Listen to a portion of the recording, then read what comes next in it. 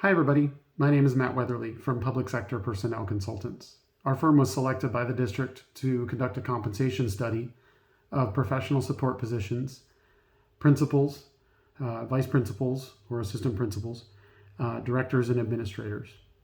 Some of you will be invited to complete a job questionnaire at the end of this video, as perhaps your job description either doesn't exist in the system or is out of date.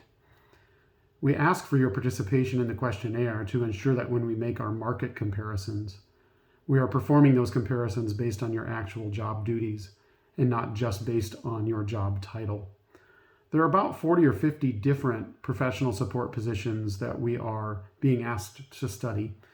Some of you, might be 5 or 10 of you with the same job title. You can work on these questionnaires as a group if you'd like. You're also welcome to fill it out as an individual. There will be instructions starting on page 1 of the questionnaire and the video link, so you'll be able to follow those. The study itself will take about 90 to 120 days. Now, this is something that a lot of public employers undertake maybe every 5 to 7 years, depending on market conditions, turnover. It is not the means by which everyone will receive a pay increase. That's what your annual budget is for. Any other salary administration techniques that you might have, like a cost of living adjustment or a budgeted increase or a bargained increase or a step adjustment, those things typically stick around whether you're doing a study or not, and they are performed hopefully and offered more frequently than that study that might be done every 5 to 7 years or more. So don't go buy a new truck. Don't expect a big windfall, nor do we ever recommend that anybody's pay be reduced. Now, the salary survey itself will inform both how the district's pay ranges stack up compared to competition, so other school districts, colleges, universities, public employers, maybe a few private employers. It also informs a more philosophical discussion. Where do we wish to or where do we need to position our salary ranges in order to recruit and in order to retain staff into each of our positions? I'm confident that each of you play a critical role. It is important that you at least have an opportunity to have said, hey, I did review my job description and it looks good, or take this questionnaire and update or create a new job description for me. Our only marching order is really to get it right. The study itself, as I mentioned, about probably 3 or 4 months, will help inform any upcoming budget decisions that are made. Certainly I defer any questions about implementation timing to the district, to your budget folks, to human resources or the superintendent's office. But certainly we tend to lend our data to upcoming budget conversations.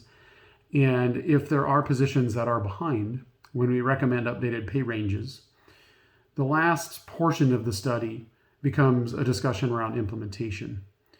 About 90% of our exercise is a paper one. We're comparing job descriptions, we're comparing pay ranges. The last 10% is a people exercise. What is an appropriate pay range for your position? What is an appropriate salary within that pay range for you based on, and then fill in that blank, based on time and job, based on performance, based on prior experience, however the district goes about valuing and rewarding your service with the district. Those things will tend to hold pretty constant and pretty consistent, but the pay ranges themselves in some instances may need some updating.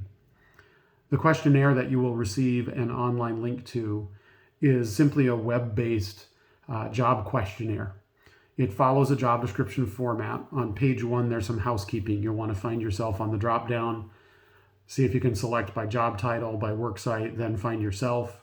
Confirm that your email address is correct. Confirm that your supervisor's name and email address is correct. And don't worry if any of those need updating. You'll have an opportunity on page 2 to update those.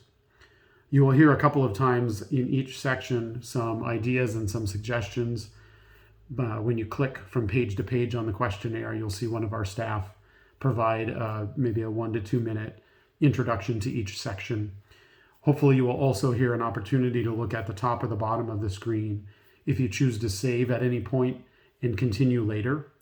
The important point is you will get another email.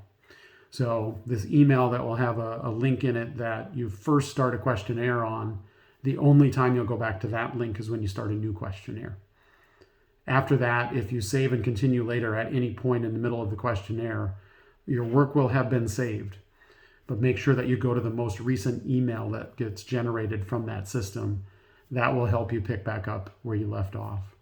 If you do have any difficulty, reach out to HR. They know how to get in touch with us. I appreciate everybody's time in viewing the video.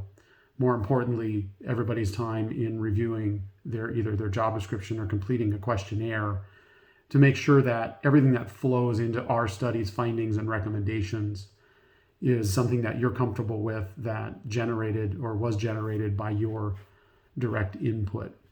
So thank you again. We will do our best kind of in the middle of COVID and all of that timing wise to hopefully eventually see some folks in person. But we will also work with your HR and leadership teams to make sure that we communicate the study's findings and recommendations as well. With that, I will try to keep the video brief. I might have already failed at that, but I really appreciate your time and appreciate the input on the questionnaires. Thanks.